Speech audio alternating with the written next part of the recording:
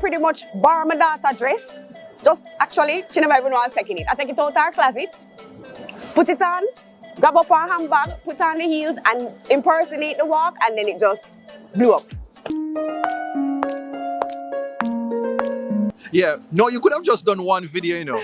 But then I realized that you kept this character going and, you know, kept on adding more and more places. What was the turning point that made you say, you know what, maybe I'm onto some gold, let me stick with this? From the first video, actually, you know, it went pretty viral. People loved the character, they loved the walk.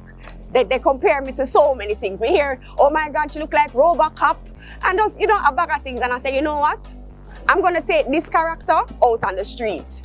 Because the first video that I did, actually, I was just like walking in my yard. And somebody said, where are you going? And then that is what actually sparked the idea to take this character out on the road.